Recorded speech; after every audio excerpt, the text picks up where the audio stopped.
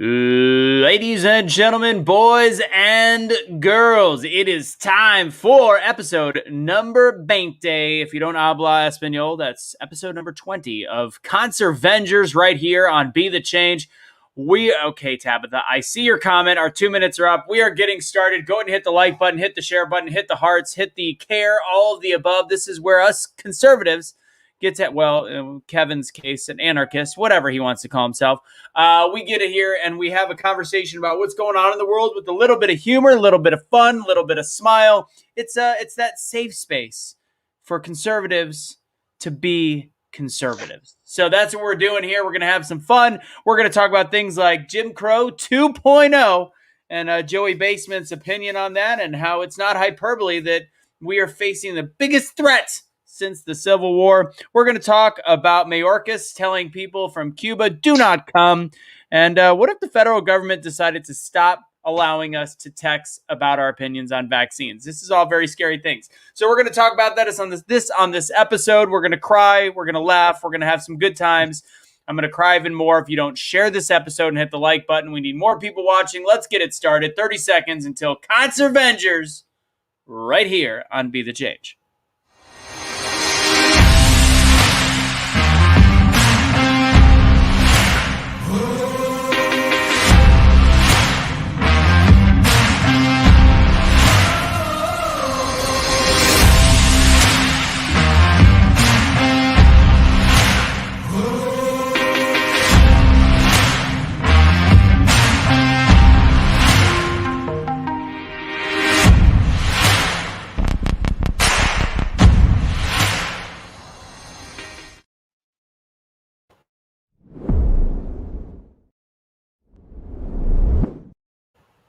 It's Wednesday night, ladies and gentlemen. What in the Sam Bacon could you be doing besides watching ConserVengers? So do me a favor, because the algorithm loves us conservatives.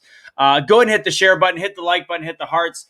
We've got a lower than usual number watching, so let's change that up a little bit. I want to see more people on. We got great things to talk about tonight.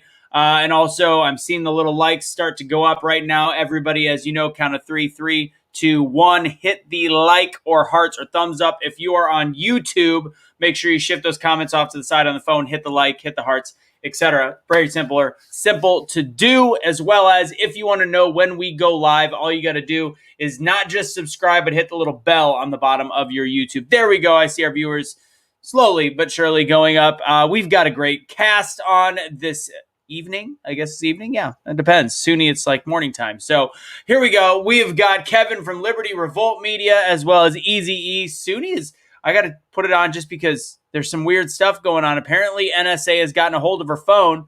She is, I don't know what's happening. I don't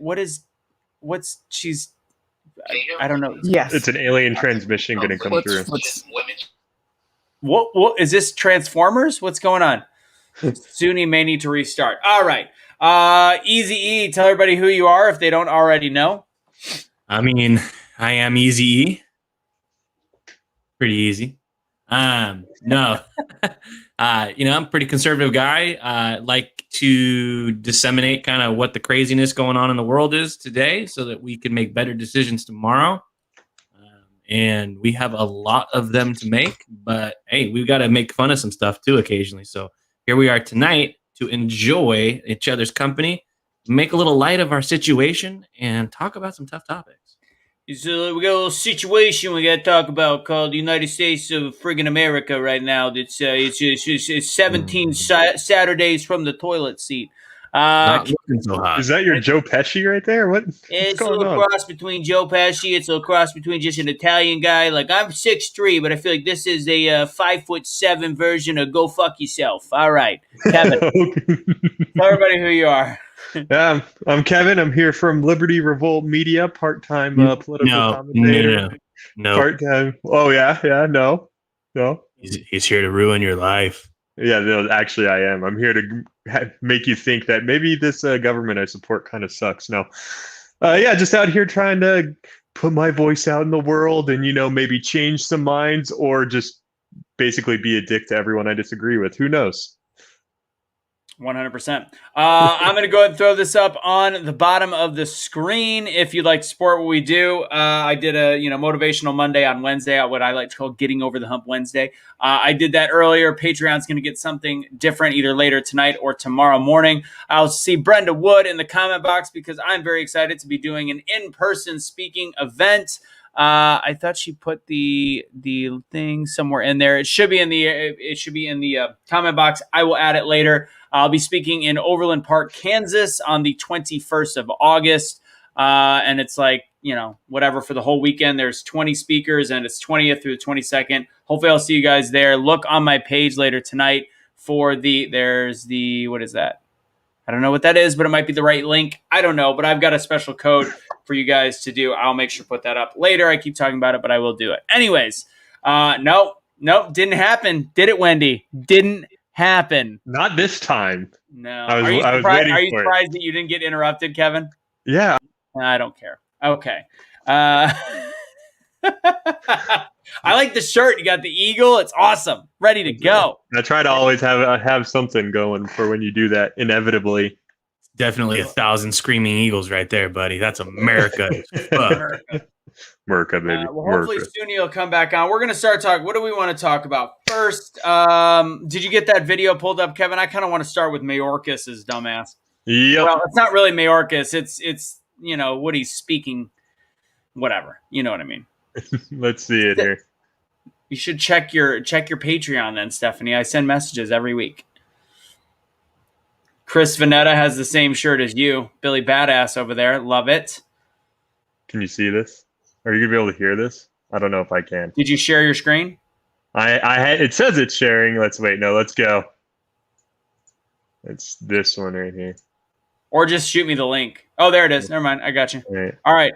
Let's go ahead and do this. All right, while we're about to bring this up, I'm going to get this out of the way early. If anybody's wondering about the Woody and edibles situation, Woody got into, not mine, somebody else's edibles, approximately anywhere from 30 to 50 milligrams. We're not totally sure.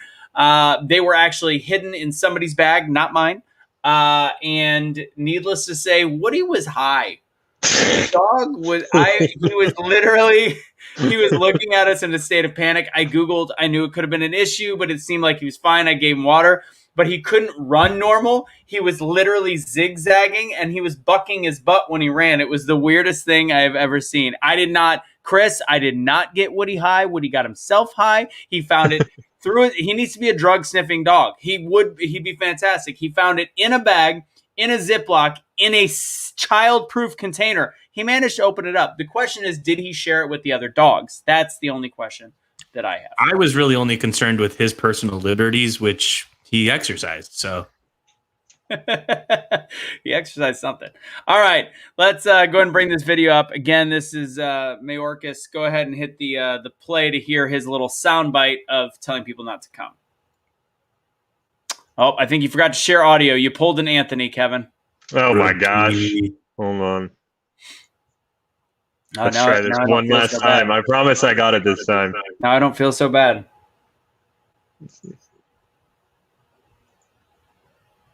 There we go. I got share audio on this one this time. I make the same mistake so many times. It's all good. All right, there we go. Go ahead.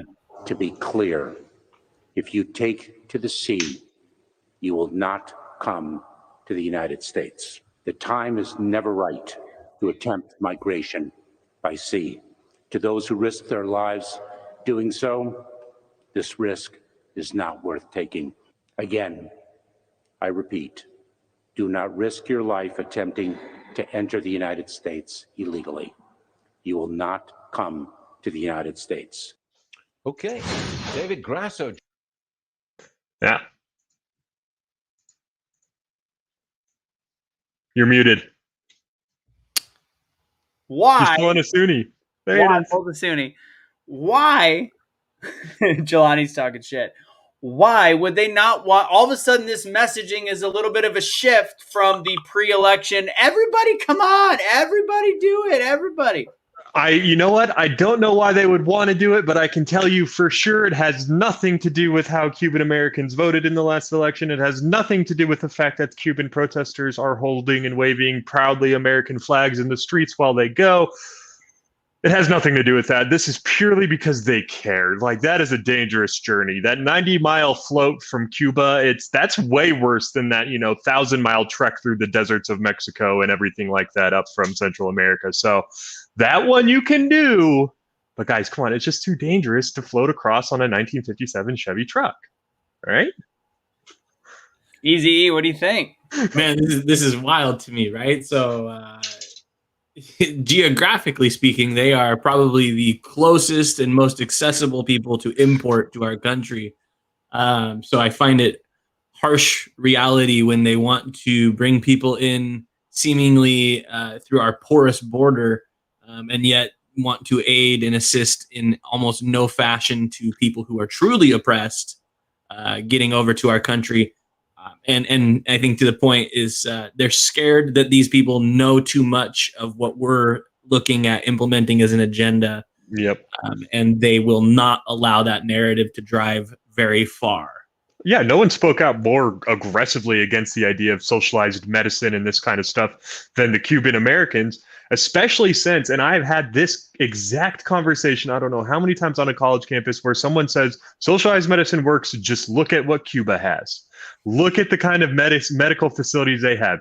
Oh, this government-run education works. Look, Cuba has higher literacy rates than America. Like, I have heard that exact example given numerous times. And the reality is that if the Democrats acknowledge the true reason why these protests are going on, it kind of undercuts a lot of what they say in their platform. And imagine if they came over in droves and were going to be afforded the same voting, and you brought this up, you alluded to it earlier, they're going to be afforded the same voting-ish rights of all the people that have crossed the border that essentially were bribed by Biden to come across their horrible journey. These Cubans, as you said, if I think Miami, they said the Cuban Americans in Miami were up to like 58% vote or 56%, somewhere in the 50 to 60% region for Donald Trump and the conservatives, which these are people that are also part of the mainstream media brainwash system. So these are people that can be convinced these people fleeing are going to be 100% conservative supporters.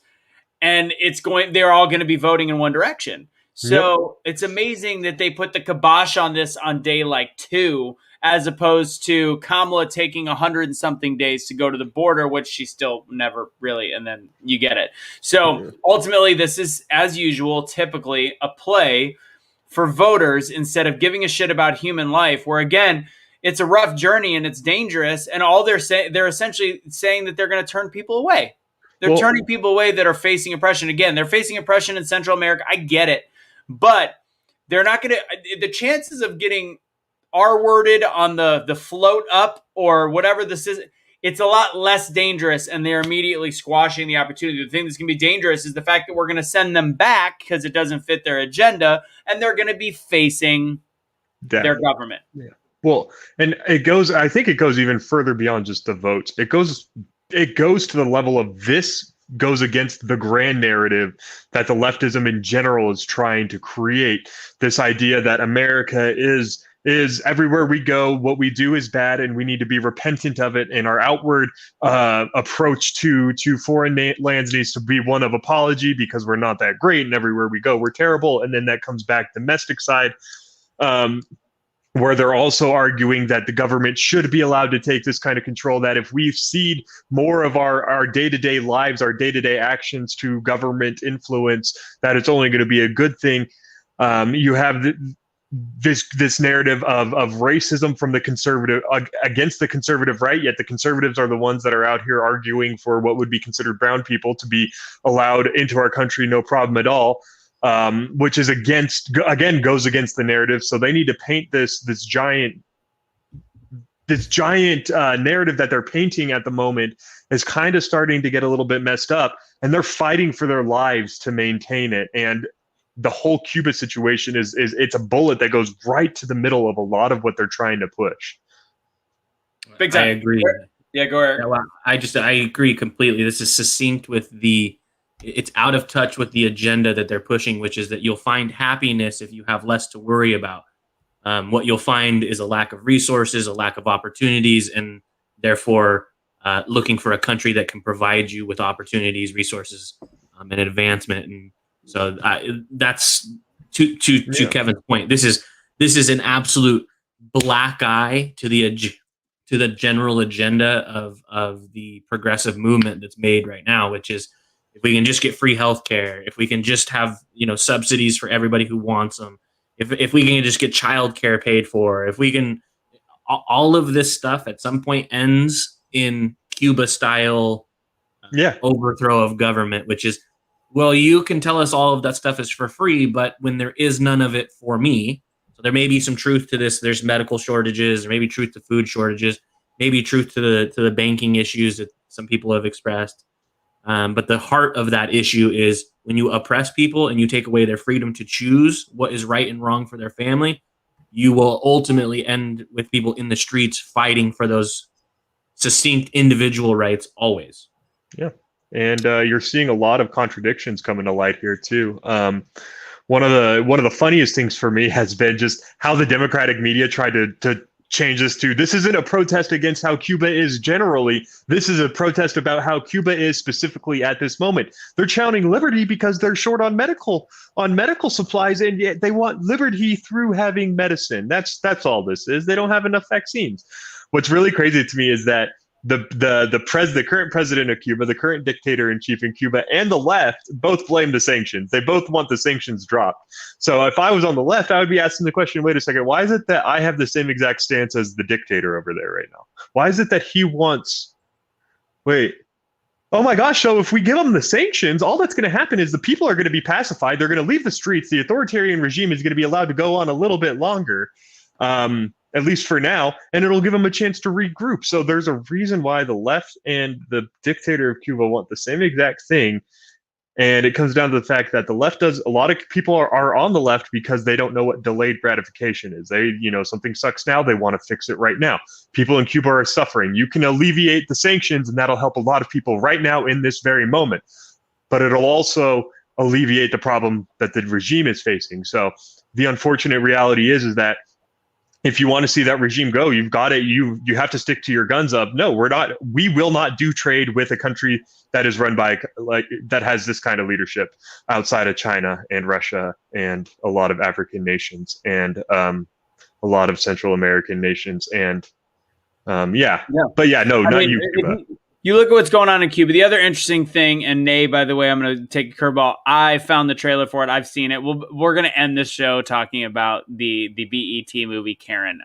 We'll definitely talk about that. That's a funny one to talk about. But no, back to Cuba. The other thing, and I mentioned this last night, to show you what is possible, like it's all the same internet. If their government has the ability to do it, who's going to say that we don't in the United States of America, or they don't, I should say, is they do social media blackouts where you do that here. Our they government does it. They want. And we do it. We do shadow. They have shadow banning here, but no, our government does it. What's that? Say that again, Kevin. Our government does it to soldiers overseas. Whenever there's a death on base, they do a complete communications blackout until the family is notified. But there is no transmissions in and out. They already do it. Interesting. Yeah, our government fully has the capability of doing this. They already do. So think about them taking that and then all of a sudden changing it to the common civilian. If you and I were like, you know what, I want to protest the jab this weekend. Let's meet up here, and then the protest gets a little bit unruly or whatever it is, and smoke bombs or whatever. They can cut communication on that more so than just cell phone towers that already happened. That's crazy. And they're doing that in Cuba for people that don't know that.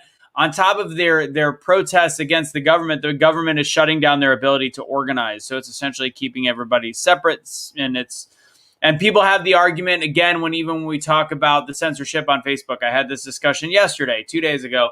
Well, you go start your own thing then. It's like, come on, and I relate it to the conversation because they do the whole, this is a private enterprise. It's a private bit. I'm like, well, technically it's publicly owned by shares, but I get what you're saying. They're allowed their terms, whatever. However, not realizing what's going on with Facebook and Instagram and knowing that they are much bigger than that is where somebody is saying technically in a conversation. And I just want to slap them across the face because they're being willfully ignorant to what's really happening just because they're able to use well, technically, shut up. Like, Actually, technically, Facebook and Instagram are much bigger than that now. They are the sole means of how we get our information, spread our information, and the government has already been in contact several times. So they're altering their messages based on who is in charge, which is, again, not something that is supposed to be part of the American way, the American government, etc. It's just it's terrifying that this is an opportunity or an option that we're seeing in other countries. It can come here at any given time. What do you have you guys seen South Africa and France? As far as riots and protests going on out there? South Africa, I saw that they started just shooting civilians. Like, people are just taking pot shots at each other at this freaking point. So, well, that video is being misconstrued because I watched a live on it earlier and they were talking about it. These are actually people protecting their homes and their businesses that are shooting at civilians, but they're not civilians. So there's somebody dumping thousands of protesters off to start tearing down hospitals and businesses and release people from jails. It's crazy. And they're literally just sitting at the top, pew, pew, pew, just shooting people. I think at this point in time, we need to get the opinions of African Americans who have lived there. So if someone could get a hold of Charlize Theron and Elon Musk to give us their opinion on the current situation in South Africa, that would be great. Suni just realized she took a hit without putting her screen up. Blow it out. Exhale. So see, I go off screen to do it, Suni. Don't worry. Sorry. Hey, look, it's morning, okay? It's 10 in the morning, 10:30. All right. This is my normal time. And I'm good about cutting this, the camera off real quick. Like, let me just forgot. Very good at it. Remember, all of our shows, by the way, are on #BeTheChange.com/podcast. So make sure you check that out. I'll throw that up a couple times throughout the episode. All of these are on a couple days after we do them. All right, Suni's on right now. Oh, I hit the wrong button. Suni, what were you doing on Instagram? What was the conversation about? Men and women, just some really heavy topics that people don't want to talk about. I was on with Phil and I was like, oh shoot, I have to go do ConserVengers. Bye. That's literally what I said. I'm like, hey guys, come over and watch this. So you'll probably have a couple new viewers. But we were just talking about men and women. We talked about Cuba. I talked about me comparing a lot of what's happening in America to Germany when the Nazis ruled and etc. It was a good time. Yeah, and people keep saying like, oh, it's not the same. It's not the same. I'm like, no, it's not the 1940s Nazi Germany. It's the 1930s, which one comes before the other. And I got in so many fights about Trump being like Hitler. I'm like, explain to me how. Now there's actual correlation between what Nazi Germany was all about and here. Like literally door to door shit. Like, go F yourself. What were you going to say, Kevin? I was going to say, this is actually what's going on in America right now is more akin to the fall of Rome, but it's whether or not it's the fall of the Roman Republic or the fall of the Roman Empire is going to be where the distinguishment comes from. Curtis Yarvin is a man, Menges Bulbig, that I listen to quite a bit, who talks about this idea. And it's, Rome was like basically 1,000-year empire, but it was split up into different parts. And it started off with the Republic, but the Republic kind of collapsed in semi-similar fashion to what we're seeing now before we ended up seeing what was the Roman Empire. And it just makes you wonder, are we seeing the cracks appearing now in the foundation of the Republic, not necessarily the foundations of America itself, but whether or not we're seeing the first real cracks to the foundation of the Republic that has allowed America to grow? And are we going to see an evolution here in the next 50 years into the next phase of what America's life is going to be? Because I don't know the likelihood of it staying the way it is now for too long of a time. Most empires that have ever lasted have gone through turmoil and some kind of evolution in how their government is handled at some point throughout. And so I know we're probably going to see something like that in America, but what is it going to look like? Are we at the fall of the empire or the fall of the republic? And what are we going to do to make sure that, if nothing else, the values that we hold sacred and true that make us so special are what's carried forward through the evolution? I think it's timing. Suni, what do you think? I disagree with that. Just because of our country is heavily driven by culture. Well, that's what, look, Hitler was a genius at propaganda, man. He knew how to get the media rolling. His right-hand man was Joseph Goebbels. They single-handedly, with his book, his autobiography, they influenced an entire country, if not, I won't say the entire country, I'll say the majority, to turn against Jews off of a big lie. Straight lies. Oh, you said big lie. It's a big lie. It's the biggest lie ever. No lie has been bigger. Bigly. And that was one of his tactics. The big lie. You tell a lie enough times and people will start to believe it.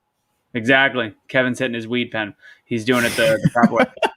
And I'm kind of in agreement with Suni. I don't think I agree with certain elements of the Roman Empire. I think we're actually a combination of this Nazi Germany concept mixed with Roman Empire, because you look at some of our loss of values in this country, and we could talk about it on a lot of different levels. We could talk about some of the shit we see on TV, some of the things we're showing our children, and I won't get too much into it because I don't want to go down that rabbit hole, but that's the fall of Rome. Like that whole that promiscuity, and that's coming from somebody that's, I not in a place to throw stones, but just it's more of the celebration of it. It's more of the celebration of it. And then the utilization of media is very Hitler-esque, where it's this odd combination. And ultimately it's going to be about timing, in my opinion. We are incredibly vulnerable when we are at our weakest. So is China going to be poised to do something, or is Russia going to be poised to do something at the right moment? We can fall at any time. And that is our biggest issue. And what's his name? Matthew McConaughey did that whole thing of like, we're in our infancy. We're such a young nation. I get it. And we're going to go through speed bumps. The problem is everything is accelerated. Technology is accelerated. Like we did 100 years of growth in 1 year. Like our technological advancements. That's the same as our communication with other countries. Our 200 years now, or 250 years now, is not much different than 1,000 years of the Roman Empire. It's probably even longer in terms of the advancements that we've made. So it's almost like, could we be at the end of a much shorter cycle? It's dangerous, and it's all based on timing and who wants to take over if we don't get our shit together. I think Stephanie had a really great point, and this is a program I would love to see implemented immediately. We absolutely should set up a foreign exchange program where we can send our libs over to a socialist communist country in exchange for somebody who would like the opportunity to seek freedom. And I will make that trade all day. In fact, we can do it 5-1. Yep. Yeah. No, because we want 5-1 for every one of ours. We get 5 of them. Like, I'll do that. Okay, exactly. Yeah, I'll do that. So we'll 5-1s on that odds, and I really like that. In fact, Stephanie, if you'll send me a PM or something, and we'll start seeing if we can get this program up and running like now.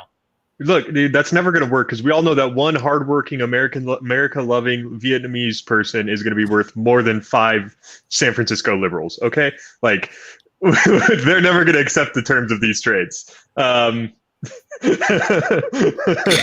you saying they're better negotiators than we are? I don't understand, Kevin. Like it's gonna be a hard sell to say, yeah, we'll take 5 America-loving people, freedom-loving people, and you can take one of our college-educated liberals, and they'll just be like, these fuckers don't work. Why do we want him? We don't want him. It was a huge mistake in the election when you brought up the word Vietnamese was the lack of going after Biden's failure after the Vietnam War to bring back Vietnamese refugees. Yeah. He literally left. If you talk to a Vietnamese person, I would say 8 out of 10 were Trump supporters because there's no chance in hell they could vote for Biden because back after Vietnam, Biden legitimately was the spearhead against allowing them to come to the United States when they're essentially what Biden did today was maybe a learning lesson or a key lesson where the Biden administration is allowing the supporters of the military in Afghanistan to actually start boarding planes and getting them out of that country because they're about to be raped and killed. So that's the big one. Yep. Yeah, he made that mistake, and hundreds of thousands, if not millions, of Vietnamese people were killed during rapes and pillaging after the Vietnam War, and we don't talk about it enough. And that's why Vietnamese people have continued that on with their conversation in the United States of what he did to them and how we missed that in the election process. I mean, I talked about it a couple times. How that wasn't a speaking point, I think was a problem personally. I did want to comment on something you said a little bit ago, though. You said, the Roman Empire was a long-lived empire, kind of, 1,000-year empire. The Roman Empire, because you were kind of talking about America's comparisons there. The thing is that the Roman Empire was about 1,000 years. The Roman Republic was only a couple hundred. The Greek, all we know of the long-lasting empires that have existed, democracy is very much not a feature of these things. In fact, it is the opposite of what these things have. Egypt, one of the longest ones, never really had democracy. China, the same way. Rome, for their empire stage, didn't have it. You can go back to Babylon. None of these places had democracy. None of these places and if they did have a republic, it was not long lived. And we're already at 200 years of a republic here in America, over 200 years. I'm not saying that I want it to go away. I'm not saying that it will go away, but I am saying that there is reason to be cautious of some form of evolution coming to our government. And how are we going to make sure that we're out front of this evolution to make sure that what is being carried over isn't our desire to go and build a base in every single country around the globe. It's our desire to be a beacon of freedom to every country around the world and make it, continue to be the flag that is waved when these people are protesting for freedom. And I think that is more important than anything that is the most important thing that America can continue on, that America can hold on to, so long as it is our flag that is waved when people are protesting for freedom. We're doing something right. And so that's kind of more what I was trying to go with, because for now, yes, yeah, because it's a line of the resistance, and it's going to be a question. Yep. So to answer this question, one of you answer this question: who is running the White House? I'm going to put it up on the screen for me, and I'm going to say what it rhymes with. It rhymes with Boros and shawarma. Big shawarma. That's who is running. That's my opinion. Anybody else have any different opinions? Obama. Good one. I think there's even more nefarious people out there than Doros the Explorer, and I think that if I could tell you who they were, I would be using their names. And I would probably have committed suicide via 3 shots to the back of the head at some point. So Jelani Givens said, and I think this is actually maybe the most astute observation, is that Jill Biden may be, in fact, one of the heavies in the White House. Yeah, because Biden's a beta. Yeah, Biden's a beta, and that's a good shirt. I'll just point to this. I'll just point to how CRT has become a humongous issue. She's an educator, right? So she's part of teachers union. She's well, right, technically speaking, but she's a huge proponent in the teachers union world. And it's my opinion that she is absolutely lockstep, a pro all of this crazy stuff taught in our schools person that is in the loop in the White House. And she's the opposite end of the spectrum from Betsy DeVos in almost every functional way. So when you look at who's running the White House, I think that's probably 10 people. And Joe's kind of wandering the halls, but I don't think Joe is in that 10. I don't think so. They might not let him in. The thing is, it's like Jill's not an incredibly intelligent. She's smart enough to understand the concepts of CRT, but she's not smart enough to understand why they're broken. She's just smart enough to be a useful idiot within the power. She's dynamics. A doctor, Kevin. She is a doctor. You know, Kevin, Yes, I well. actually have a different opinion because she is absolutely was the right-hand man to his campaign. If everything that they did was 100% A-okayed by her. So whether she's gatekeeping, And it was the worst campaign I've ever seen. It worked. It was the worst campaign I've ever seen. The campaign was the leftist media empire saying vote against Donald Trump. That was the campaign. Joe Biden's campaign was objectively horrifyingly bad. No disagreement. My point is just simply to say that she was the gatekeeper to everything. Yeah. So I think maybe her intelligence, questionable for sure. Yeah. But her agenda, I think, is pretty clear, and that's kind of my push, right? Yeah, so that I would. I don't know if it's her, but somebody that's adjacent to her, part of that group. That's the thing is, who is the they? Because Suni, what's up? Suni just had a freak out moment. Holy shit! And we're going in circles. Suni, I'm so tired. So I've been reading Noam Chomsky. All right. Ooh. I've been reading his book. I forgot the name of the damn book. Wasn't that the girl in My Girl? Wasn't that the actress in My Girl? No, Verso, no. Oh, Come on. I'm gonna find the name of it first because I want people to read this. The best book I've ever read. I have stayed up till like after midnight to finish this thing.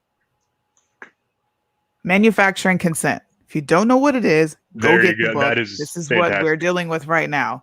The Congress, House of Representatives, the Oversight Committee put out a letter, okay? And they are talking about, we are writing to request information about cyber ninjas participating in the audit of nearly 2.1 million ballots cast in Maricopa County, all right? Blah, blah, blah. The evidence that you and other individuals funding the audit have sought to advance, quote unquote, the big lie. Our media, our government is trying to paint Donald Trump as Hitler, bro. They are. Yeah, they're trying. It's been happening forever. But the fact that they are using, this is what I read in Noam Chomsky. They use trigger words. They use words that they know are going to draw your attention. You're going to go Google that and be like, what's the big lie? What's that? Oh, Hitler? Oh, Trump's Hitler? Oh, his supporters?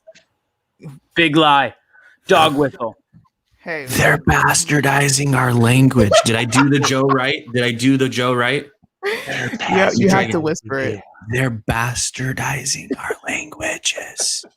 You should, I know it because I've read the dictionary. Go read the recent national strategy for countering domestic terrorism. It is right out of the playbook of manufacturing consent, manufacturing your consent to the government, just going, yes. Boom. Yes. They're essentially giving, and I watched it live earlier, and I watched them show exactly that from the White House and explaining what a domestic terrorist is, which technically, according to the White House, all four of us on the screen are now fitting into that. Anybody that speaks about Pro 2A, anybody that speaks about anything against questions it, not against it, just questions anybody that questions the election, any of these different things are now painted based on the rules of the White House, the rules of the land, as a domestic terrorist. It's absurd. So we're going to get into, because I think all this is marketing, and I don't think CRT is a distraction. I saw this on the side. I think that things like Jim Crow 2.0 and CRT are not a distraction because they have to paint the white conservatives as racist in order to make sure that they stay in power for as long as they need to get whatever agenda. I forget the name of the psychological theory, but it's based on projection. It's Machiavellian. It's accuse them of what you're doing at all times, so you can get away with doing it.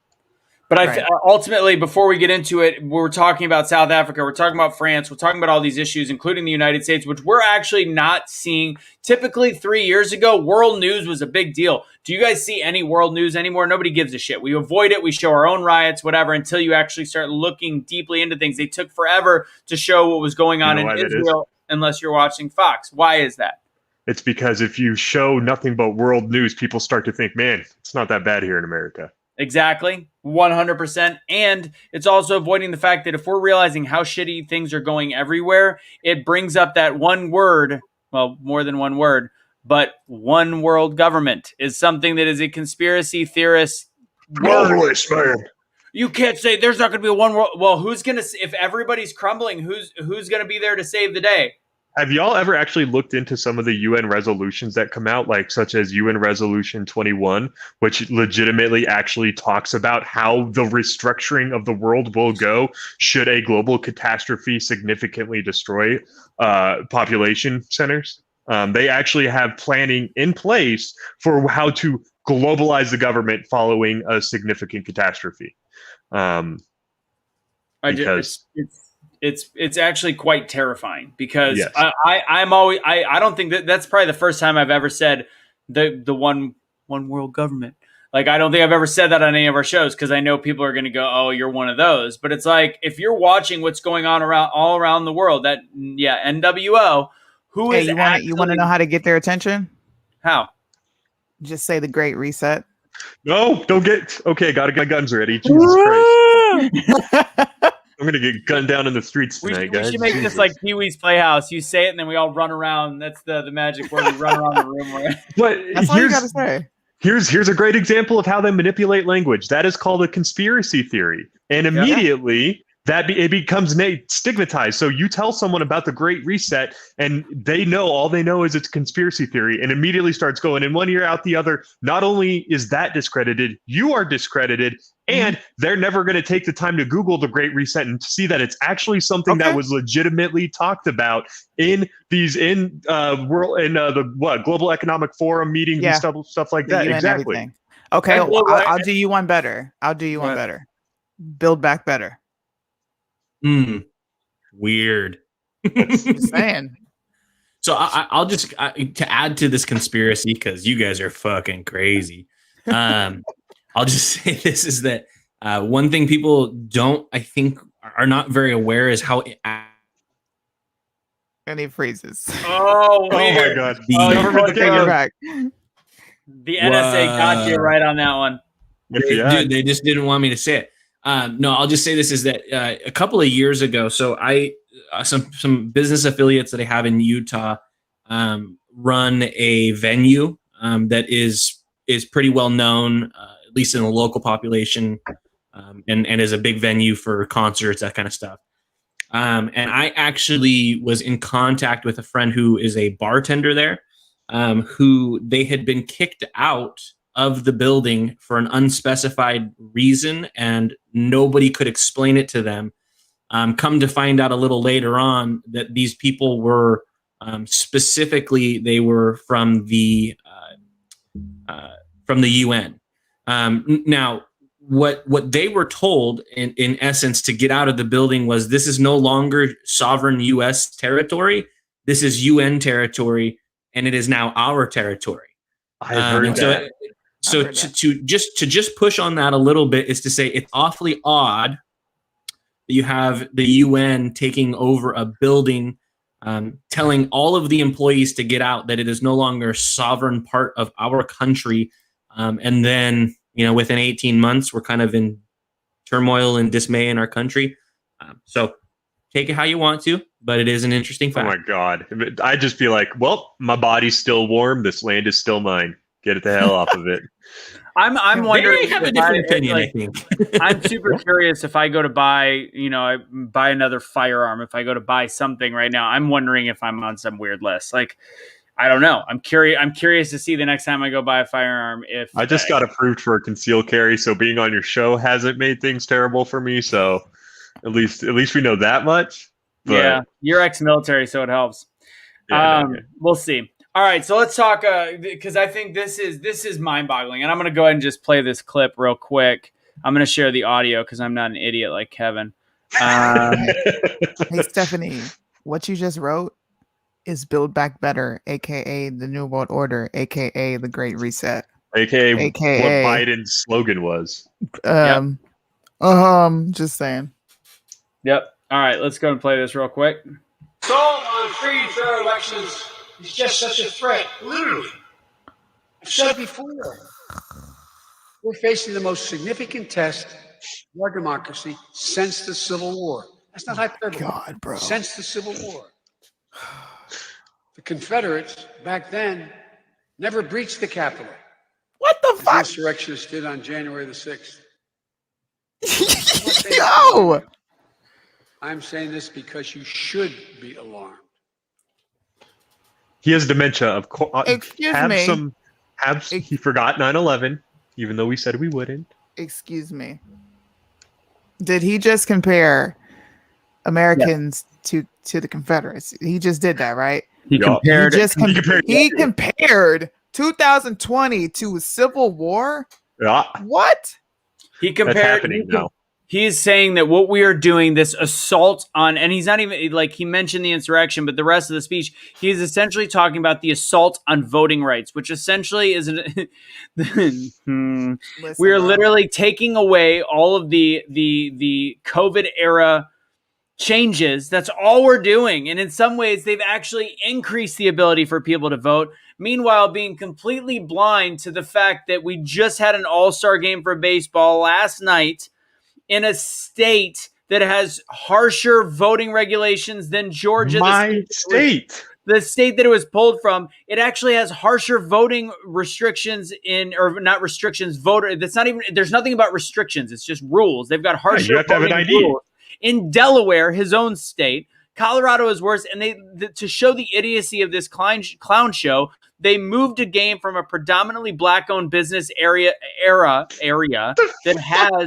that legit is losing hundreds of millions of dollars. They moved it to a predominantly white area that has stricter voting regulations, but they weren't in the news. So that's the world we live in. And somehow I'm looked at, and we are looked at like idiots by our leftist friends, even though there is no proper way to explain that except utter and complete stupidity.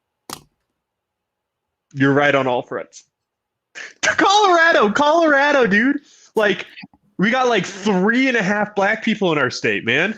Like, this is a very not diverse state. I'm just gonna say it. Like, and you took it out of Georgia and put it in Colorado in the name of anti-racism. Bro, there's already a civil war happening. I feel like people are not paying attention. We are in a civil war. It's culture for culture. I made a whole post about it. Like, yo, when I say something crazy, people are like, "Ooh, let me click it." Well, when I say something that's really thought provoking, I think it scares people for them to actually have to pay attention to what's happening. We are already in a civil war. You have men fighting women. You have Democrats fighting Democrats fighting Republicans, liberals versus conservatives, American versus who? People fighting the police. Yeah, we're already in a civil war. It's just not. I said this. I remember I called this. People are like, I'm going to get my gun. I'm going to go do this. The government's not going to do squat. And the same people that were talking about how they're going to fight and shoot, y'all are the same ones that put on a mask every time you go to a store. You're not fighting nothing. You're the same ones waiting for Trump to come back. Miss me with the BS, man. This is not going to be a bloodshed war. They don't need to do that. This is not 1776. We ain't built like that. All you got to do is put Joe on TV saying those trigger words, go read manufacturing consent, and the masses are going to be like, oh. And I don't think this was actually a very targeted speech, and this wasn't about a bad proofreading. This was they're making him speak shorter, and they're making him use the words like Suni is talking about that are trigger words that are he just found a way to try to push HR 1 down everybody's throats while Texas Democrats, for example, have left the state to talk about this. They're trying to create a plan that makes states' voting rights obsolete while they shove down HR 1, which is against the Constitution. And they're going to do this by how can they do something so against the Constitution? By using trigger words like this is an assault on our democracy. This is civil war. This is how we fight back against the insurrectionists. It's all these things, and it's horrible. And it's literally it's oops. Peaceful protest. Sorry. Are you good? I'm used to being on my side where you have to put it up for me. But people are like, no, it's not a civil war. The definition of a civil war is a war between opposing groups of citizens of the same country. It doesn't say anything about guns. It doesn't say it's going to be bloodshed. We are in a war in our own country. It is a cold civil war. It is exactly the same as the Cold War was. There are proxy battles going on, if you will, in places like Portland and stuff like that. There's no outright fighting, but it is absolutely a cold civil war, precipice of turning into a hot civil war. But at the moment, you are 100% right, Suni. It is currently going on in our culture. And I think what is happening is that we are having a cultural wake-up call. A lot of parents did not. CRT is the issue of the day because CRT has been the tool that has been used. It is called a theory. That is a misnomer. It is a tool. It is a tool for power. That is all it exists to be, is a tool for power. And there are people wielding it. The issue is that the people wielding it did not know what the effects were going to be, did not know its effectiveness on people who were not intellectually interested enough to understand it. Your average Joe doesn't want to have to give a shit about any of this stuff. So CRT is not going to work there. So it was great for kids. Can I just comment to you? Yeah. Just real quick before you go. I don't think many people know CRT has been around forever, man. So I was literally just going to talk on this. I grew up in California, in the California school system. This stuff was taught to me. It's only in retrospect that I can look back and identify the specific pieces that were being taught. But if people don't understand that what's happening in the streets today is actually a byproduct of teaching 15 years ago, we forgot when this all started. So I just wanted to point that out as we're having this discussion, is that CRT is a tool, to Kevin's point, that has been used. It's only because we're at this inflection point where we've had the Black Lives Matter rallies and all of these things that have happened throughout the summer of last year, that people are taking a look back and saying, well, hold on a second. And their kids were out of school, and then they were in school inside of our own homes, listening to a history lesson and saying, well, hold on, like, that's not American history. That's world history. Like China. And the point is that there's never been a spotlight shown on the education system quite as clearly as it is today. And I think there's statistical numbers like, I tried not to, Nay, I'm so sorry. It's one of these points that here in California, we've been dealing with this for decades. It's not like this is new curriculum. It's just been softly agreed upon that they're going to teach it harder and harder and harder over time. And I do think the people out in the streets kind of doing everything right now are specifically people who have been a byproduct of that educational system. Now that the white man oppressed the black woman on the stage, Sunni, go ahead and finish your statement. Even before it was in schools, even before it entered your education realm, this has been taught to the black community forever. Before it hit a book, before it became something that was a scholar wrote about, this is what we've been hearing forever. So if you wonder why there is such a pushback when we talk about, like, yo, chill out, white supremacy is not, it's not that serious, and you wonder why people fight you and they have a visceral response, this is why. CRT is in our homes. In our homes, man. No. My family, I will say this. My mother and my father do not believe in the Constitution. They don't believe in the Pledge of Allegiance. They don't believe in anything American, really. They don't celebrate 4th of July. All that stuff, that doesn't include me. I'm black. CRT on steroids just in your home from the time you're born. That's Well, we have so much evidence, because you want to know who CRT benefits the most, like out of everybody in America. China and Russia are enemies, are who benefit from it the most because it destabilizes. And so when I say it's a tool being used, I guess the they then would be basic foreign political actors, because we have evidence, so much evidence, that the KGBs and China have both identified our education system as where you have to go if you want to manipulate America. If you want to control America, education, education, education. And they have been feeding, in the 50s and 60s, they were feeding professors into our education system, at the time armed with Marxism. However, because Marxism fails so obviously, when put on economics, it shifted over to the cultural side of things, and from that, critical race theory developed. And it is a tool used because it is so easy to start sowing little divisions within a society based on minutia such as race, to achieve whatever goals you want. Because like America is a great place, but yet we have people who are intensely focused on creating a divide between Black Americans, brown Americans, white Americans, everybody as much as they can, because at the end of the day, if they were not using these tools, we would continue to be the greatest nation in the world, no question about it. But because of CRT, we have our own people questioning this stuff. So if you want to find out who is behind this stuff, you can usually start actually looking to our foreign enemies and why they would want to make sure they're advancing it as well. And it's repetition. That's what schools do. Yep. It's learning by repetition, and also you've got moldable minds that they know that if one or two kids it snowballs quickly to where everybody feels a certain way. And that's why I want to have, I got to double check with Emma and some of the other younger people to see if we can get that on Truth Will Set You Free next week, to have that conversation. And Kevin, I'd love you to be on that one, because I know we're going to talk about CRT as long as we can bring those on. So see if you can clear Tuesday. If not, we'll bring them on ConserVengers. I'll be there.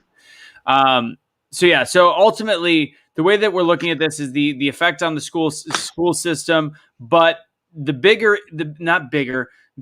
side-by-side issue with this whole tagline of Jim Crow 2.0, which makes zero sense to me whatsoever, is essentially trying to secure the election the way that they did it this year. Which, why do they care so much about making sure they have the same access to mail-in voting, to what we're seeing coming, like the stuff that we are seeing come out of Georgia, out of Arizona, out of these things that we can't talk about because God knows we can't see any actual results. Nobody's actually presenting them. We were supposed to get something 2 weeks ago, but anecdotally we're hearing things.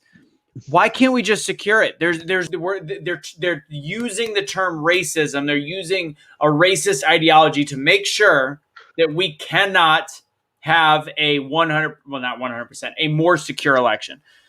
Kevin, you were talking about this before we came on. For what you've heard and what you're seeing in some of these counties that we're not hearing on mainstream media and coming out of the recounts and audits and stuff. And I know that I heard some things out of Georgia on a different right-wing thing. I don't know what to believe anymore, but what I'm hearing is they're essentially showing the same documents, and that there is just photocopies of ballots in Fulton County. And I don't know, like there's literally no way, like, and people look at us like we're nuts and we say it because there's no mainstream media reporting on it because they're not allowed to. But Kevin, go ahead with what we were talking about earlier. I don't know the specifics of the most recent stuff, but I do know that so I was listening to a conversation that a man named Eric Kaufman, a law professor out of, I believe, University of New Mexico, he himself, not being a conservative or anything like that, has put forth his actual legal analysis, and he's saying a lot of what I've actually heard other people say. So first and foremost, he has over 5,000 people that are willing to testify, that have sworn statements, that are willing to testify under threat of perjury to what they saw. They have, sworn affidavits arguing that they saw completely pristine ballots, mail-in ballots being counted, that being an issue because they should have been folded up. They should never have been pristine. They have mathematicians that are out making the arguments based purely on data. The data they see is all setting off, alarm bells that this is not being legitimate. And then you have the legal aspect of it. So you had judges throwing out lawsuits from the Republican side, from Republican lawyers, that were hundreds, if not thousands of pages long, as far as, discretion within, this is like over the last couple months, as far as big discretions with what they're seeing on the ballots. And it's getting tossed by judges for lack of evidence in an hour, 2 hours, no time at all. There is zero chance that these judges are actually taking the time to review these cases, review the evidence. They're just hitting a brick wall because they can't, you don't want to have this election challenged to the level that it should be getting challenged right now, because that completely blows the doors off the democracy. So we are called conspiracy theorists for suggesting that there's oddities within the election. I'm not even going to make the argument that the election was stolen in the ballot box. I think it was stolen through the media. It just also happens to be that there was a lot of motive, even on the grassroots level. If you think you've got Cheeto Hitler running your country, Hitler was a truly evil monster. Is not every action justified if it means keeping him away from the presidency? If you truly believe he is, then yes, you would have all the motive in the world you would need to go through with these acts. You have evidence, you have sworn testimony from thousands of witnesses. There's just too much there to not say, okay, maybe we should have a look in it. And it's just getting stonewalled. I know in Maricopa, I know they're having issues down in Georgia, but purely from the outside. And I know Eric was pointing out a couple other things that were going on with it as well. I'll just kind of touch on it very briefly, which is to point out that some of the inconsistencies that are happening in Georgia were actually verified as inconsistencies in New York just 2 weeks ago. Yep. This having test ballots mixed in with real ballots. There was, I think it was something like 100,000 ballots actually were found that were the test ballots in New York for the mayoral race, that they had to go back and fudge the numbers essentially to come up with whoever the candidate is. So I'll just attach to that. Similar things are happening in Georgia. It appears as though in Maricopa County there may have been something to this effect. Now it's a fight of, do we have a solidified election system in this country?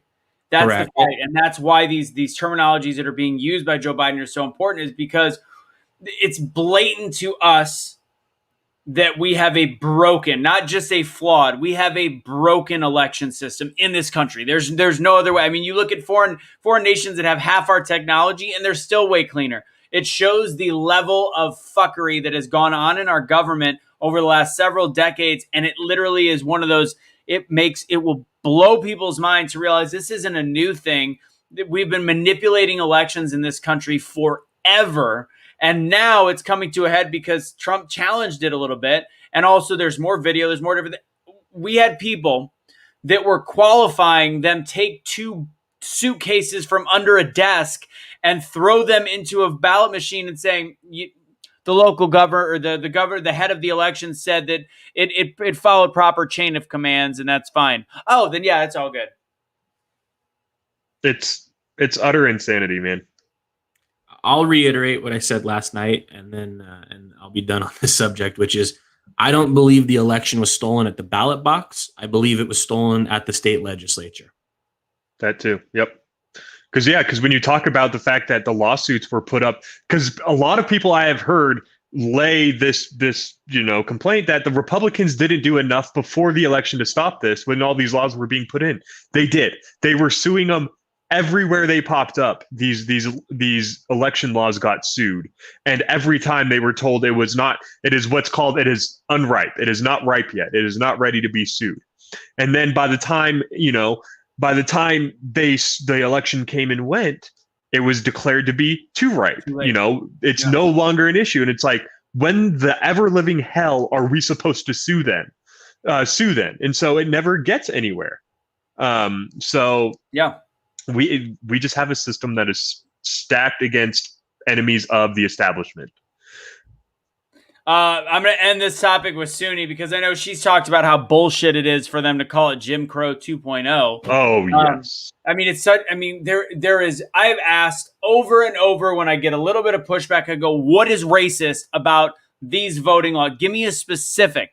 And if it's voter ID, I don't accept that because, and most people right now know they can't even say that because it doesn't make any actual sense. So what is racist about these voting laws that are actually better than they were in 2016 for allowing more people to vote? But how big a bullshit is it, do you think, Suni, that they're trying to utilize this Jim Crow 2.0 and comparing this to redlining and all the different shit that happened in the 60s and 70s? Crap. It's the big lie theory. Explain it for other states. Explain it for the states that have predominantly white voters. Explain it. I mean, we could just stop there. Is it affecting them? It's a crock of shit. Is what it is. It's BS. That's bullshit. It's a disservice. to Jim Crow. Yeah, I was talking about this with Johnny, and I challenged him on it because he's like, this is racist. And I said, so requiring an ID, where's that racist? He's like, oh, you got me there. Okay, I agree with that. But 24 hours to voting, and I'm like, why do you need 24 hours to vote? Why do you want people to be able to register without any confirmation of who they are? Oh, you don't have to give your whole social. Just go ahead and give the last 4. Like, I can't look anywhere on the internet. People know how to hack stuff and look at somebody's last 4 and say, this is me, and I'm not going to require an ID. Where is any of that racist? So you're implying, this is what they imply.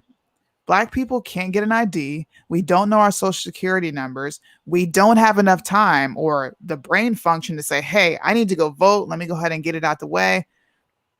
What you're doing is you are crippling an entire race with the crock of shit. It's a crock of shit is what it is. Soft bigotry of low expectations. It comes back to the idea, like, first and foremost, the Democrats need an explanation as to why Black communities in America have not improved since basically the Civil Rights Bill and Democrats took over. So it's racism. Everything's racism. And a part of why it's racist is the same reason why the Democrats call everything racist nowadays, because you would punish Black people at any point, not even disproportionately, but at all.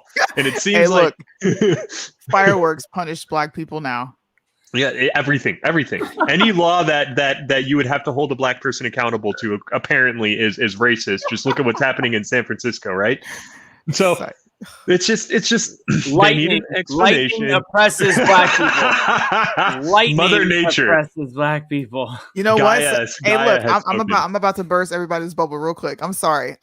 So somebody gave me a valid argument today because I was talking about this on Instagram, and they were like, what if that was a picture of Trump? And the left was like, look, Trump's face got destroyed. Yay. Or celebrating. God did it. What would people on the right be saying? I would agree. God hates him. Kevin, you expect to breathe though, man. I don't think it's a God thing. I just think it's the irony is deep for sure. Yeah.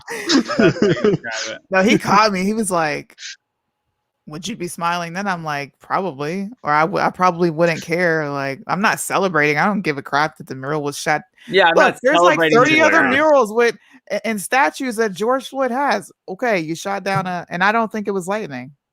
I really think it was somebody that was pissed off. All the witnesses say it was. Don't you think the first thing anybody would have done was say, "Oh my God, Trump's racist people came over here and did this"? No, they tried. Oh no, that was the initial reports. They were trying to find it for vandalism, like the immediate thing, and then the police were out there, and then one bystander was like, "Building got struck by lightning." They walked by and someone was like, "Boy, that was an act of God right there. I promise you." And again, I don't have anything bad to say about George Floyd. I'm just saying he doesn't deserve to be a martyr. That's all. And I just, I think there is some irony there. Who knows? What's ironic is get on IG and look at all the people that are like, yes, his face is gone. It just shows that they don't have as good a PR people in this movement as they did back in the 60s. We all know Rosa Parks was not the first Black woman to refuse. She was not to move up. It's just that the first one they did it was a pregnant unwed teen. So they were like, oh, can't use her. We're gonna use this. We're gonna use the nice grandma looking lady to do this. Okay. Now I want to go back on that now that I think about it, Suni, and say, people are like, what if it happened to Trump? Like a Trump mural. Yeah. First off, there isn't really any Trump murals. Second, there's giant gold towers in Las Vegas with his name on the side of them. Oh yeah, there you go. But honestly, though, just be real. How do you think the right? Okay, how do you think they would be reacting if we had, let's just say, something happened to Trump and we had statues, we had photos of him, and one of them got defaced? This would have been there was somebody out there at night that blew it up and we got to go find their ass. That's what it would be. But that was the same as what it was on this side. But ultimately, my point is, it didn't happen. It happened. This is like, you can't say, what if God would have done that? Like, I don't know. I think there is a little bit of the irony of the situation would have been unavoidable. Like, it's hilarious that it happened to the George Floyd memorial because of course it did. Like, of course it did. In 2021, yes, of course it was the George Floyd mural that was struck by freaking lightning. Okay, isn't it against the rules on the left to believe in God too? So yeah, man, they don't believe in God. It's an act of science. It's an act of the truth. Just so happened, this building just so happened to have 2 layers of bricks too. It was like, that is also crazy. I This saw was that just a too, and I was DARPA like, what? win, that's all. DARPA they happened to signal over some clouds the right place, right time. I just realized It's the chemtrails, bro. It was creating lightning. I just realized the date today is 7/14/21. Anyways, what's that? I don't understand. 14 plus 7 is 21. Yeah, 7/14, 7/7. Anyways, all right. So this is our final topic. Suni, you were on earlier, and I can't wait. Have you seen the trailer for Karen yet? Yes, I have. We're gonna watch it. Are we gonna watch it? Are you okay with that? This is real, right? Like confirmed, not just was a. I want to whoever directed that movie. Okay, I want to hit them so hard that their teeth click because this was cringe. It's amazing. You know, this is a white person that did this. That put Yes, this movie it's a together. white apologist, of course. Virtue 100%. signaling. Yeah. And it's a I mean, shut up. All right, let's go. I just want to see part of it. Fuck you, BT. Guess this is a long way from me. Baby, you just gotta give it a chance.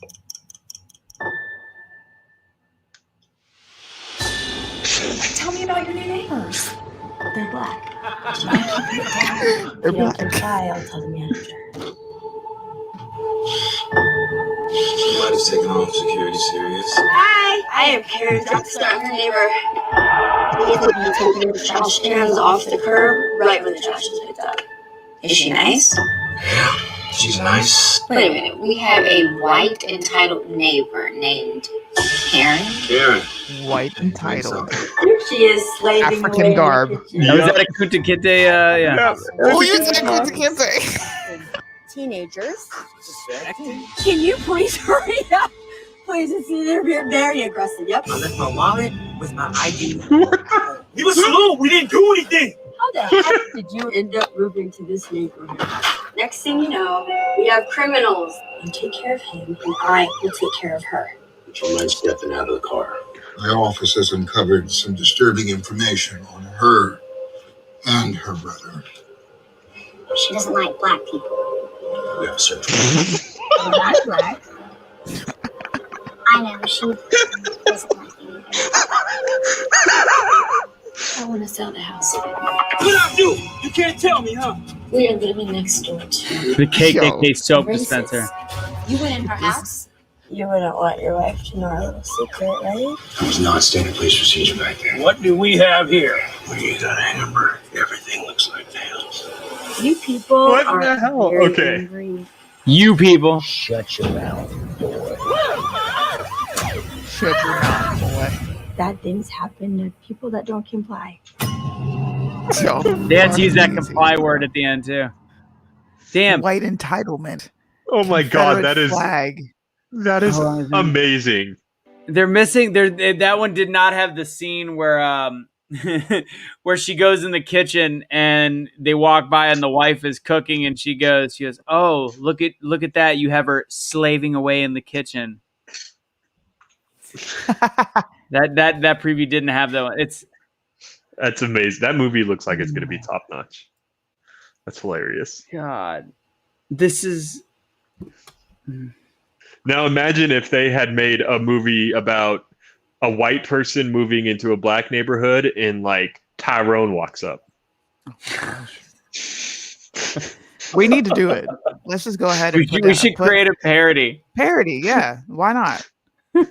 Call it DeAndre. I'm gonna fuck your wife. There's too many. It's so bad. It's like so cringe. Even if it was produced well, according to their standards, they have failed horribly. They had a 4-year-old girl actually read the line, "My mommy doesn't like black people." Yeah, right. And I just want to know why BET is creating stereotypes for white people. Like that's not racist at all. It makes money. It's hilarious at the end of the day. It'll probably be kind of funny. Who knows? If we need a return of like this needs to be okay. This needs to be okay. Making satirical movies. Hopefully it's a satire. So we should react to this. We should watch this. Yeah. And react to it. Why not? Yeah.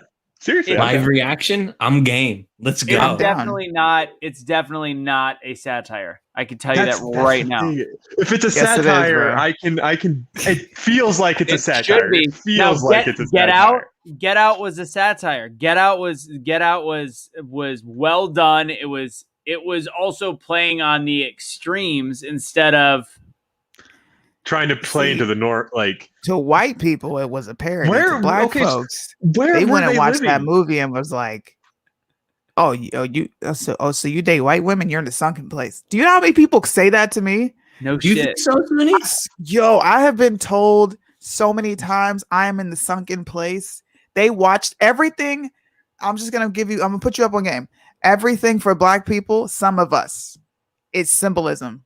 It means something. Ooh. There was a specific reason for that being there. Oh, a white woman did this. Oh, a white woman put him into the sunken place. You see what happens when you date a white girl. Telling you, yo. They will tell you you're in the sunken place. That was not parody for black people. I'm married to a white woman. Ooh, racist. They the devil. No, white women are the devil. What's crazy? So I was listening to some guy. He's like, "Look, if in 200 years there's going to be an American ethnicity, there will actually be like almost a race that is American, and it's going to be just like a cluster of everybody else. Mixed race is the highest growing demographic in America, and it's going to continue that way." A huge reason that Nike switched their campaign a couple of years ago, at the beginning of the Summer of Love, as we like to talk about it, right? Was because they're shifting the shifting demographics. If you look at a chart in 10 years, essentially there will be a larger group of, multicultural families than there will be of any single denominator of a cultural group in the country. So this for Nike was a strategic element to say we've got 15 or 20 years to grow in a market that's only going to kind of continue to get larger for us. So it kind of falls in line in a lot of ways. If you start thinking about just, for Nike that supports, all the things against white supremacy, the fact that we've become and are becoming such a multicultural country really boggles my mind that we are run so hard by white supremacy. It just doesn't add up. It does add up if it's just like Common Core math. Who benefits from this? Who benefits from this the most? Who benefits from convincing people that America is racist? The Democratic Party, because they run on the platform of vote for us and not the racists. What's going to be really interesting is to see what the party platforms turn into when the largest race in America is mixed. And they can no longer really divide us based off of racial lines because they can't, I'll be like 20% Asian and 30% black and 10% English and, what have you. So can I absolutely derail the conversation for just a quick second? Well, but hold on, because ultimately we're just making a great mixed race of slaves for the Chinese government because that's what we're walking at. All right, go ahead, Easy. In other news, I just got I popped across my screen. It's a Apple News alert. There has been a huge development in the Britney Spears case. I don't know what it is, but I just want everybody to remember #Free Britney. Free Britney. She's going to be allowed to choose her lawyer. I saw that earlier. Yeah. Good. That's such an egregious mishandling of justice in America, the idea of conservatorship, using the idea that maybe some people can't make their own decisions. Yes, my father has dementia. Doesn't actually, but if my father had severe dementia, yeah, I should be able to make his decisions. Britney Spears just shaved her head off because she had 1,000 paparazzi following her around everywhere she went and they would never leave her alone. So seems pretty sane to me. Kevin, you should check out my change makers from last week. I had a guy named John Paul Rice on. He did a lot of Hollywood stuff, and he's seen some shit, needless to say. And also, he gave me a fun fact. If you want to watch and it's kind of in relation to what you just said. But if you want to watch the This Is America, who sang that song 2017, what's his name? Oh, Donald Glover. Yeah. Whatever. Childish Gambino. Childish Gambino. Go to 2 minutes and 22 seconds. You'll see a bunch of black kids up on like a thing wearing like up on a post wearing school clothes and wearing masks. Yeah. Super weird. Not wearing like bandana masks, like wearing the literally COVID masks. It's super weird. That is actually very weird. Yeah. Did he know? Yeah, they all know. Who knows? Or they're just the people that are directing the videos. No, they all fucking know. But anyways, you'll really like that episode with John Paul. You'll like it. Free Britney. Free Britney. The reason I said that is he talks a lot about conservatorships, and he's like, Britney's not the only one. They all have their version of it. He's like, the reason why people look at the Lady Gagas of the world or the Katy Perrys or whatever the hell it is they don't make that much money. They have a shitload of money that they can access, if they follow the certain rules of the companies. Essentially, the companies run them like conservatorships. So they go, you're going to do this in a video, you're going to do that in a video, you're going to do this here, you're going to do that there. You get a very healthy stipend. You have a gorgeous house. You have all this money that you can kind of say is yours, but not fully. So you're beholden to the people. It's got a level of slavery to it, almost like not slavery. What's the other one? Serfdom. That's what anything though. Like, especially when you're not self-made. I know I grew up around so many. This is honestly what I think. Hollywood has been romanticized and somewhat politicized now to where it's like Hollywood is this sinister place where there's constant child trafficking and adults drinking blood and people can't make decisions for themselves. To an extent, yeah, but what about the other 70% of Hollywood that are actually self-made? I've met some really decent people. My uncle, the best guy ever. And he never had to bow down, sell his soul, or do no crazy shit to get to the level that he reached. I don't think it's everybody. And I agree, like, it's just being self-made, but I think there are certain instances where it shows their power, where if it's, especially when they get them when they're younger and they get them involved in things and making sure that their videos have this in it. I think there is a level of that kind of odd symbolism that they are finding. And I mean, look at Lil Nas X. Holy shit. Like, managed to, like, his career blew up. His song was the biggest song in the history of Billboard music. It was good, but it's like, why do certain things take off like that? Marketing. Why do they invest so much money in his marketing? Well, now you've got a gay black dude that is willing to do whatever the fuck they want him to do, clearly for the money. What? Name black. So anyways, and then so once he becomes literally the most popular clean rapper for young kids, he has a video where he is literally fornicating with the devil. Like, if you don't think that there is some level of, you do this for us, you get this. You have a beautiful house. You don't really have access to your money. You're not going to have to worry about it. Just use the credit card. But at any given point, it can be taken away from you. Trust me. And that's all I gotta say. He's almost fully independent, I'm pretty sure. He's putting his mixtapes on Reddit. I still remember listening to some of them. But he got a 360 going on. That's what most of these rappers do.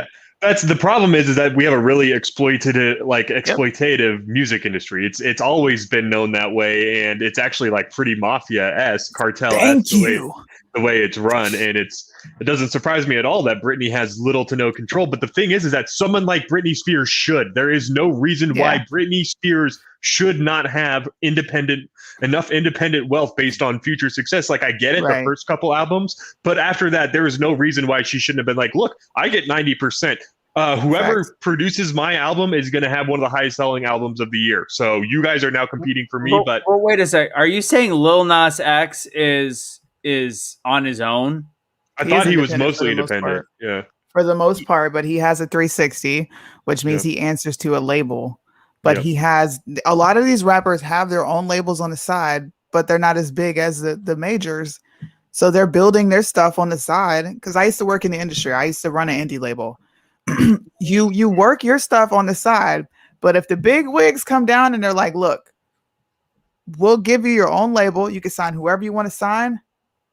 but I'm going to put out your music. I'm going to do your videos, and we're going to pretty much make money off of you. You're like, where's the paperwork? It is so was the enforcer for this exact stuff. I think the independent thing is a farce. I get it. I know that he looks independent, but I don't believe that in any way, shape, or form. I just don't. I think even it's a guise of being an independent label and running yourself independent. Here, I'll give you. I think the example is Tech Nine has always been independent. Rock Nation. Who? He signed to Rock Nation. J. Cole. Oh yeah. He signed to Rock Nation, but he's got Dreamville Records, which is almost competing at the level of Rock Nation. Yeah. But you would never know he had Rock. I mean, you would never know Dreamville existed because Rock Nation takes over. Yeah, wasn't Drake signed for someone like not even OVO? Drake was on Cash Money Records, and then he signed to them for so long, then he had to fight to get out of his deal. And what do you have? OVO Records.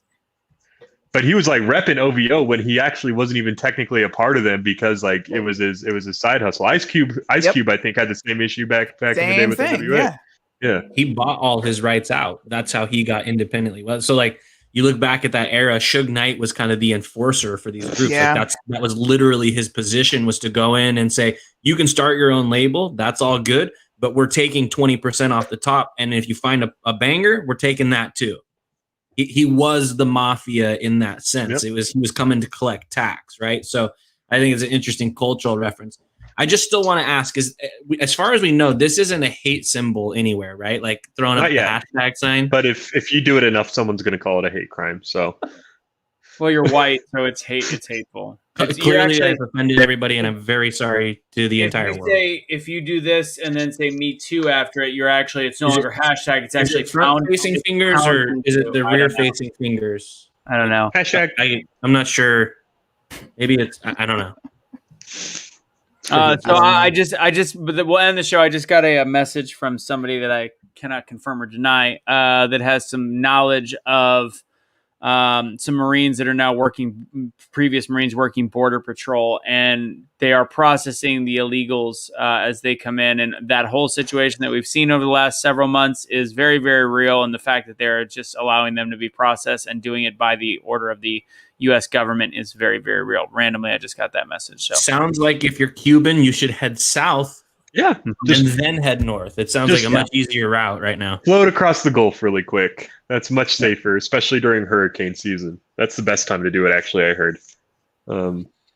Just all the contradictions. It's just so many contradictions because the Democrats have to, because they cannot argue on policy, because as soon as you actually get into the policy matters of universalized healthcare and education and all this other stuff, it completely and utterly falls apart. So you need to make sure policy is actually not what's being debated. It has to be something that is not tangible. It has to be an idea that's being challenged, not an actual policy, because they'll lose every time.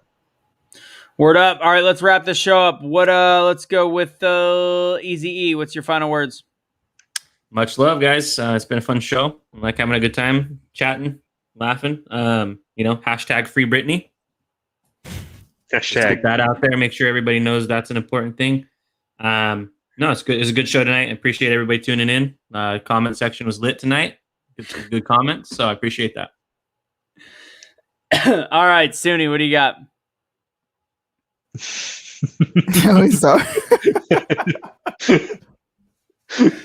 I'm too silly. I had a shot of Fireball before I did this, so excuse me. I don't have anything. I got it all out in the show. Just read books, man. Expand your horizons. Put some new stuff. Many leather-bound books.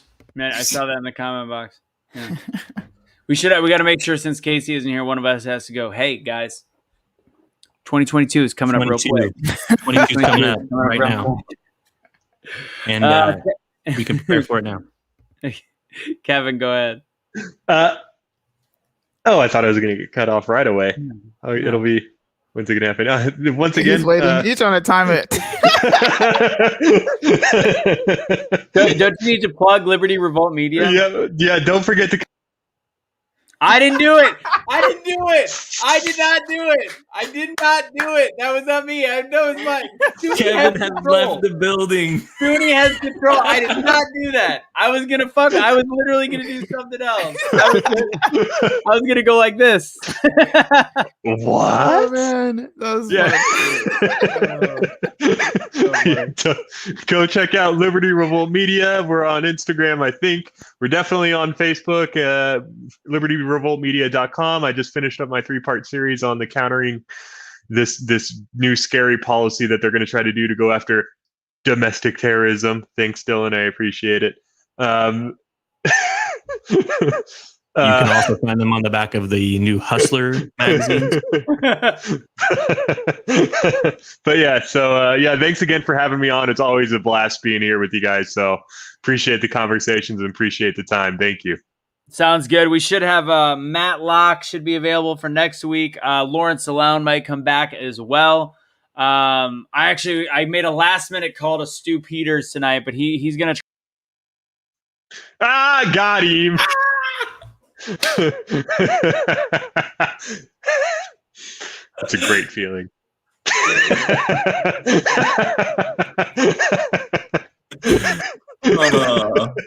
This is great. Anybody see it? No? Okay. Yeah. All right. So, anywho. I actually made a last minute call to Stu Peters. He's going to try to be on one of the shows. Now, he talks a lot about the election, and we'll probably have to mute him a lot if we ever get him on because he definitely goes a little over the edge. But he talks to people that are in the know, so it's always interesting for me to know. So, question from Cheryl: are those shirts available at Liberty Revolt? No, they're available at Walmart. Yes, actually, that is true. Yeah. That is, in fact, where I bought it from was Walmart. Anyways, guys, go ahead. What's that? Are you wearing those underwear too? Oh, I can't show you the Why is my doorbell ringing? Hold on. With that note, Sunni's got to go, so we're all going. Hey, everybody! See you later. Be the change you wish to see in the world. ConserVengers unite!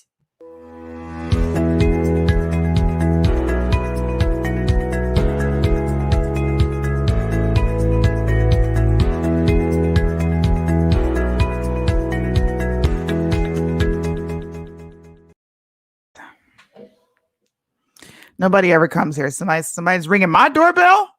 We got problems, but it was my kids.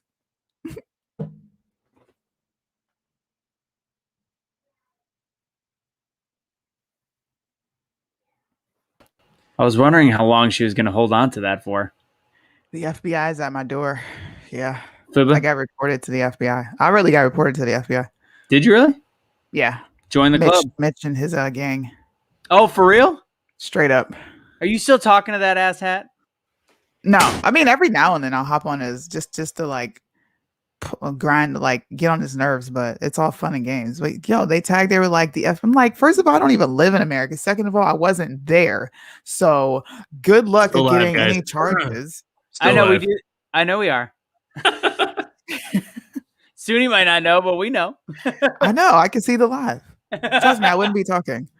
This is just a bonus for whoever's still here. Yeah. 42 like people. bonus rounds? Are you enjoying this? Usually I like to end on something funny. Maybe Kevin probably has gas. Actually, Eric, can you fart? Anybody? I don't have that superpower, but if it comes around and it's in shot form, I'm going to take it.